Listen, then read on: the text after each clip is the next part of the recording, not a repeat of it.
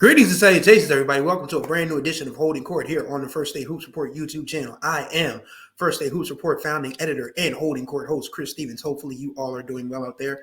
2 weeks before Christmas, I meant to start recording this podcast last week with my holiday set up in the background. I'll probably do it next weekend because I just haven't had time because, well, basketball season has started, and I'm still doing stuff for my day job at HBCU Sports as I'm finishing this edition of Holding Court up. I'm actually going to be doing a phone interview with a football coach about a very interesting story that's going to run later this week that will probably blow the doors off of some things at one particular institution. So, yeah, be on the lookout for that. No, it's not Delaware State University. I mean, everybody knows about, my viral rant about Delaware State football and Delaware State athletics, but no, it's not about Delaware State. So no, that's not happening. Don't expect anything coming down the pipe regarding DSU. Not right now.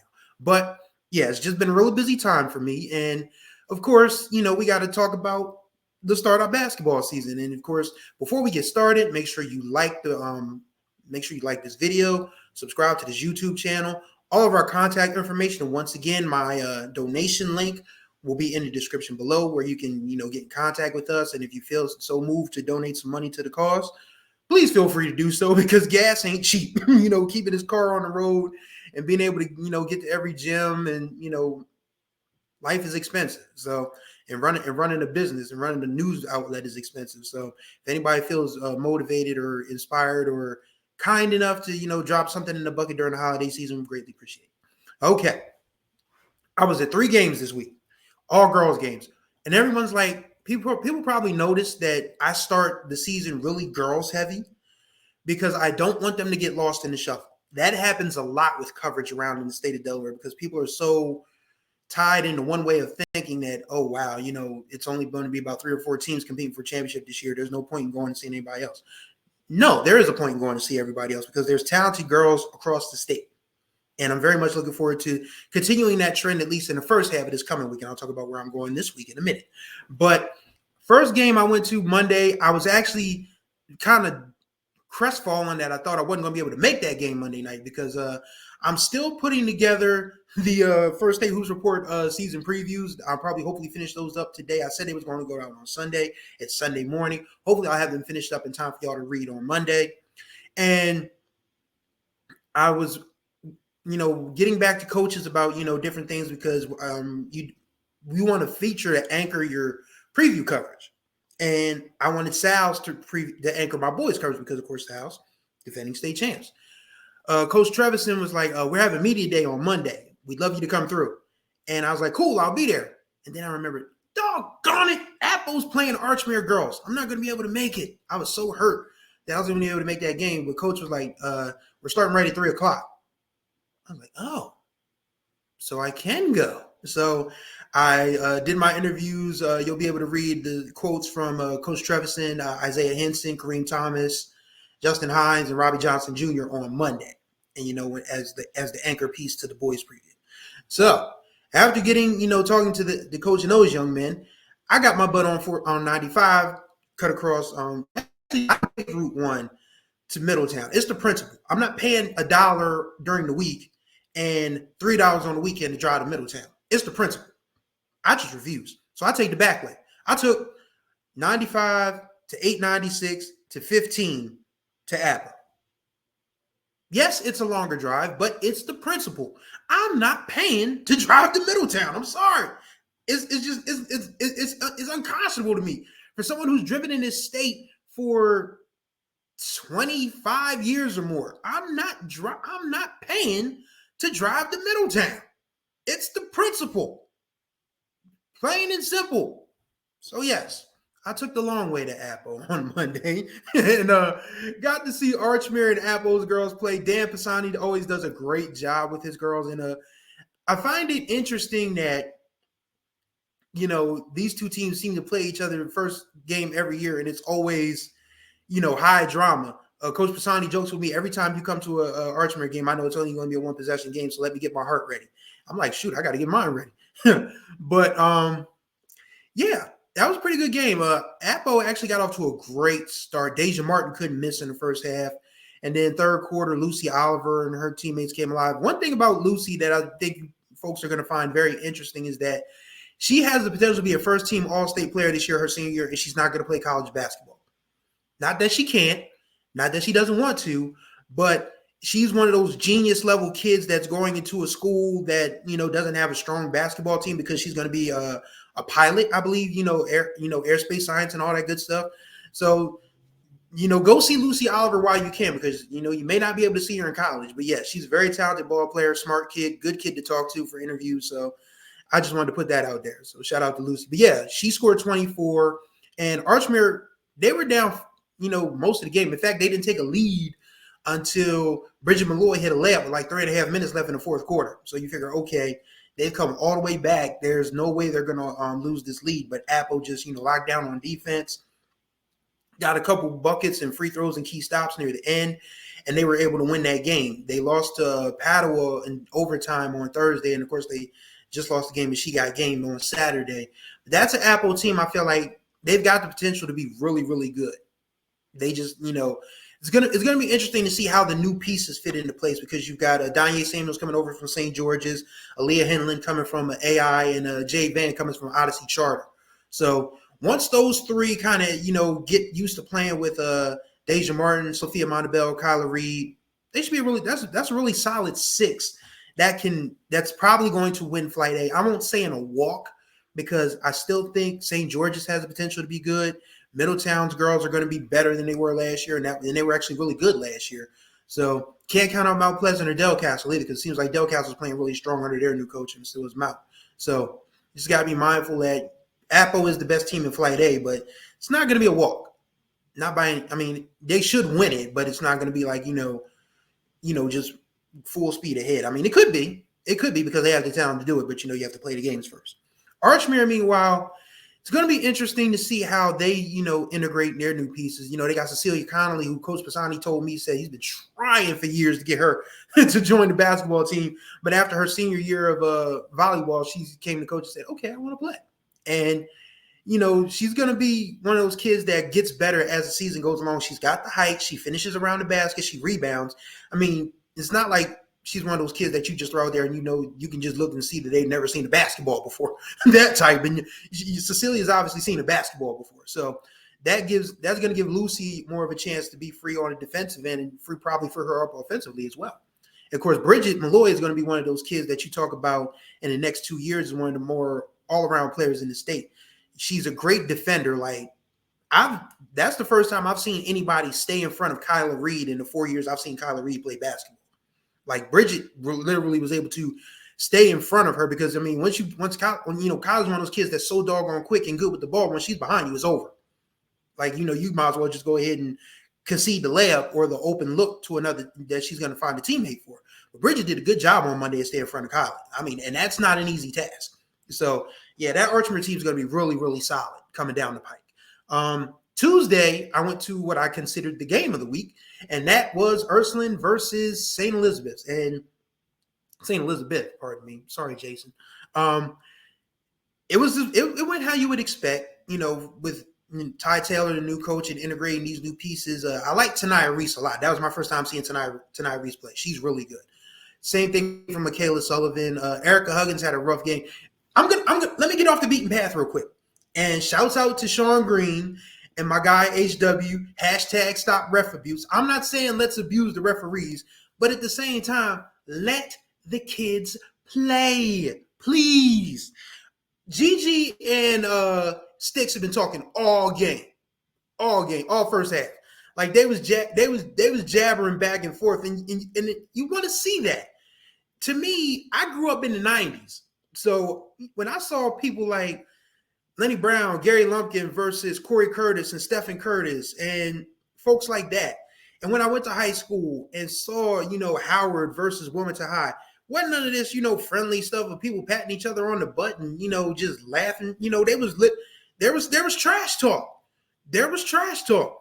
And Gigi and Sticks were jabbering at each other all first half. So Sticks gets a rebound in the layup and a putback. She says something. Ref blows the tech on her. For what? They've been talking all half, and now you want to try to rein it in? You should have reined it in the beginning. It's foolish. It's absolutely foolish. And that same ref was telling people to knock it off later in the game. And it's like, the game's over. Everybody, Ursulin's up by 20. Everybody's ready to go home. Why are you trying to lay down the law like this? Let the kids play. They know each other.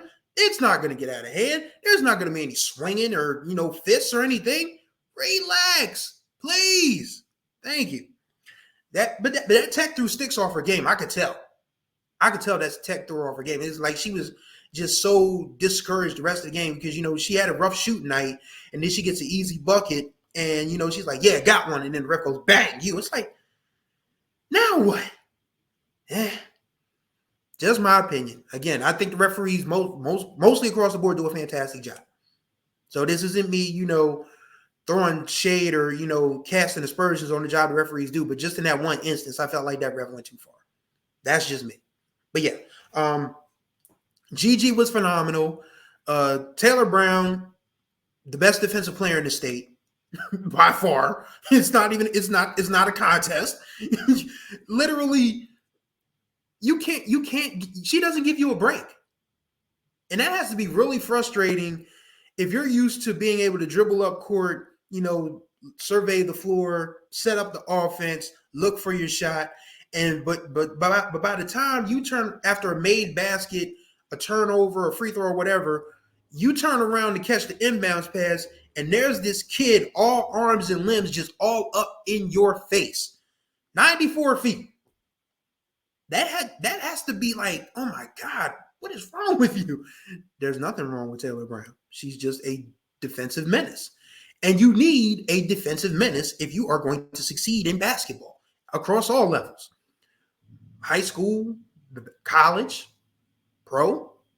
You need somebody who takes defense seriously. And Taylor Brown takes defense pretty doggone seriously. Like there was the clip that I posted on Instagram of her making a jump shot off the feet from Shamir Marshall Brothers. And then she circles back around because it's interesting because when I shot that video, it was going to be one of those, real quick pieces. Like, if you watch ESPN or whatever, after somebody makes a basket, you get the kid's expression after they make the basket. So I zoom in on Taylor and all of a sudden I noticed she's breaking towards something. I didn't notice it. And then I quickly zoomed out and she's, stealing the ball and going up for another layup. That might be the best thing that I've shot since I got my new camera last year. So thank you to Taylor Brown for giving me something that I can probably use as a highlight piece. Greatly appreciate it. But yeah, Ursuline won that game 66-47. St. E's is still a Final Four potential team, I feel like, once they get everything together. Once again, you got Sticks, who's a potential player of the year. Tanaya Reese, she's very talented. Michaela Sullivan, who came over from Del Castle, she scored like 12 points in the fourth quarter. Like, she's capable of offensive explosions. Still haven't, in Milan Paulin didn't have a great game. I imagine she's going to pull it together. Really good four there. So that St. E's team is going to be heard from before the season is out.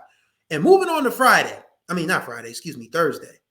So yeah, I went to Caravel Woodbridge thinking that game would be kind of okay to film because I felt like these were the two Final Four teams from a year ago. Yes, I've seen 3/4 of the Final Four teams already from the girls this season. So yeah, I'm ahead of the game with my coverage. I haven't seen Sanford yet because with all due respect, I am not watching them in independent conference play. I'm not. It's not going to tell me anything. It's not going to tell you anything. Marcus Thompson probably knows it's not going to tell him anything about his team. I'm not watching Sanford against the independent conference. I'm sorry. I just can't do it. But yeah, I've seen 3/4 of the Final Four already. And I was absolutely shocked at how Caravel just absolutely, once again, when I talked about Taylor Brown not giving anybody a chance to breathe, Caravel did the same thing to Woodbridge, man. The exact same thing. Literally, just full court. You want to bring this ball up, you're going to have to work for it. And if you pick up your dribble, we taking it from you. Either we're going to snatch it out with your hands or force you to make a bad pass. And that's exactly what happened on Thursday. And I didn't understand, granted, blowouts happen. You can't predict, that one team is just going to have the roughest night they'll ever have, or another team is just going to have an unconscionable night. I mean, you can go back to the 2022 Boys Championship game. If you put 20 of us in a room, those of us who observe high school basketball on a regular basis, media, coaches, photographers, trainers, you put 20 of us in a room. You tell us that Tower Hill is going to make like 23 pointers and they're going to beat Salesiana by 36 points. 19 of, matter of fact, all 20 of us will probably laugh at you. But that's what happened. Sometimes that happens. And, you know, Caravel on Thursday was a juggernaut, and Woodbridge just didn't have it in most parts. Reagan Robinson did, though. Her game, I think, is one that people really need to see to appreciate. Like, we talk about having to guard a kid from the parking lot. You literally have to guard Reagan Robinson from the parking lot. Like, she can make them from anywhere. And she passed the ball pretty well, too. And she can drive to the basket. But the problem is, Caravel had cut all of that off before anybody really got comfortable. It was 19-0 when people were still walking in the gym. And I'm sitting there, see my guy Andre Smith, who used to work for the News Journal, who, you know, has his own thing now. We just kind of looked at each other like, is this really happening? Oh, shout out to Nia Price's father, Aaron. He was like, you picked a good game to come to. I'm like, you sure? Because it was over by the first 2 minutes. But the point I'm trying to get to is one kid in particular had a very special first quarter.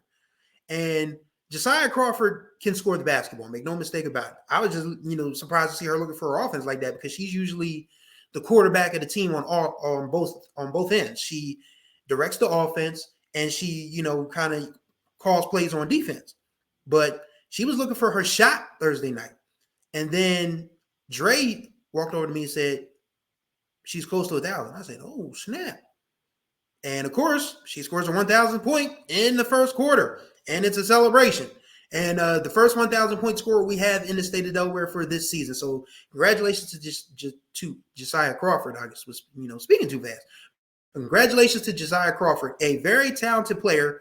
You know, she's one of those kids that, another one that you have to see to appreciate her game. Like, for the first time I had heard about her, she was scoring like 20, 25 a game at Christiana as an 8th grader. And I didn't get a chance to see her play at Christiana, but once I heard she was coming to Caravel, I was like, okay, now I get to see her in a more, I guess we'll say, structured environment because, you know, she's going to be charged with getting India Johnson the ball, Taylor Wilkins the ball, Janiyah Gale, and then, of course, Nia Price came in with her. So watching, you know, and Jasiyah, of course, had the game of all games in the 2022 state championship game where they beat Sanford. Like, she literally opened up the floor. Like, she hit 3 3-pointers in the first quarter, and Sanford had to account for that. And that, of course, freed up India to do what India does and what she's doing now with Towers. She just scored 24 in a win for Towers in this past week. So shouts out to India Johnson, still getting buckets at the college level. But, yeah, to see Jasiyah have her moment in the sun, you know, when you're on a team that has so much talent. I mean, you've got Nia Price, who's a knockdown shooter. She committed to Kutztown. You got Speedy Wilson, who is one of the best young players in the state. Same for Cherish Bryan, who just came over from Tattle. Brycelyn Strickling, who people haven't had a chance to see yet, but, you know, she's going to be one of the best, you know, wing players in the state. Jordan Tate, who came over from Ursuline, she adds something to the mix. That's a deep 7, a really deep 7 for Caravel. And Jasiyah might get lost in the sauce a little bit because she's the point guard. She's not going to score as much, but for her to get to 1,000 points in her high school career, it's fun to be there. It's a great night. Congratulations to her. I was glad we were able to make it, even though the game turned out to be kind of like a big yikes situation. But yeah. So that was my week last week. And one thing that I'm still able to observe different things around the state because that's the beauty of social media. There's a couple things I want to take note of on the boys' side. And that is the McKean Highlanders. Shouts out to Coach Stephon Johnson. McKean went 2-18 last year. They're 4-0 already in 2023-24. Seems like Coach Johnson has got the players he wants to put his team together with, and they're off to a good start. They beat Sussex Tech and Christiana to start the season. They won both ends of the Speedy Morris Classic this weekend in Philly. They beat Simon Gratz, which of course is Aaron McKean, Rasheed Wallace's alma mater, and they beat Auden Reed Charter on Saturday. So they're 4-0. And granted, Flight B is still feel like Howard's to lose, but McKean could easily be a state tournament team for sure. I got to see them play firsthand just to get, like, you know, the bird's eye view of this, but I feel like McKean could easily be a tournament team. Dickinson's 2-0. Howard is going to be the more talented team and the more experienced team by far. They've won the last 3 Flight B championships, and you've got RJ Matthews, you've got Nick Besa, you've got Bryson Lane, and, all these young talented players that are going to be moving up from JV this year. So I feel like Howard is still the team to beat in Flight B, but keep an eye out on McKean because, 4-0 is nothing to sneeze at regardless of who you play. I mean, you win 2 games in state, you win 2 games out of state, you got to have some talent, and you got to have some good coaching. And apparently McKean has both. Also on the boys' side, not everybody that's a contender has started the season yet. I honestly find it interesting that a lot of teams like Howard, like Dover, like Middletown are starting their season, a little later. Penn was actually supposed to play Friday against Tower Hill, but there was some consternation at the school on Friday, and they just decided to postpone that game with Tower Hill, which I get. But first time Penn is going to play is next Thursday, and I'll be at that one when they visit St. Elizabeth. Looking forward to seeing St. Elizabeth because I saw St. Elizabeth once last year, and that was at the Sal's Icebreaker tournament. They lost to Gwynn Park from PG County, Maryland on a buzzer beater. That was the only time I got to see St. E's that year because I was so busy moving and shaking, but I made sure this year that I got St. E's on my schedule fairly early because I wanted to see Aiden Tobias and I wanted to see Julius Wright. I wanted to see these other young players that are coming in, to the fold for Coach Mike Cassidy. So very much looking forward to being at St. Elizabeth's on Thursday night. But yeah, a lot of the teams are starting their season a little later. That could backfire, but at the same time, these are the contenders, the ones that have the talent, the ones that have the coaching, the ones that have the experience, the ones that are like, okay, we can afford to punt the first week and a half of the season and go from there. So those are the 2 games I'm going to be at immediately that I can think of. I'm still trying to think, am I going to make Hammer and Nail? And of course, Hammer and Nail, somebody's going to have to explain that to me because it's the VOTEC season opening tournament. It's going to be played at Howard. Girls play Thursday and Friday. Boys play Thursday and Saturday. So I have to decide how I'm going to swing that because I probably have to show my face because I'm probably the most active VOTEC alum in sports media here in Delaware. I am. I mean, I ain't bragging or nothing. I'm just saying I graduated from Howard. And, when we had communications technology, that was our TV and radio production shop. So, yeah, I mean, I kind of have to show up. So I have to figure out which days I'm going to be able to make it. I think Thursday's probably out because, of course, I'll be at Penn. I'll be at St. E's Penn. And then Sunday, of course, shout out to Coach Mark Sills in his winter tournament that's going to be at Mount Pleasant on Sunday. I'm going to try to swing through there as well. So it's a busy week this week. And I've got to find a way to, still fulfill my duties with my day job and still be able to, make all of this happen for you guys, which I love doing. And, I enjoy this greatly. So I'm not going to sit here and, complain like, oh my God, I'm so exhausted. Oh my God, I'm so tired, because nobody cares. Nobody cares. People just like to see the results. And if I can say so myself, the results these first 4 years have been phenomenal. And again, I thank y'all for riding with me. I thank y'all for the kind words. Shouts out to once again Aaron Price and Edward Bolden, Skylar's father. We chopped it up before the game on Tuesday, and he was like, nobody was doing what you did until you started doing it. And I prefer to let my work do the talking, because I mean, there are times when you have to defend yourself and defend what you do, but every time I meet with a parent or a guardian or a coach or a fan or an administrator, it's all love. So whoever may not see the merit in what I do, that's cool. Many other people do, and that's perfectly fine with me. So year 5 is off to a great start. Definitely am looking forward to getting out to seeing more teams, more games. I've done 5 games the first 9 days of the season. I took this weekend off because I knew I was going to be gassed because I had so much else going on with the day job, because Black college sports does not stop with football, people. There's so much that you have to account for, when you're looking for stories and different things of that nature. And of course, there's one story that I'm working on now.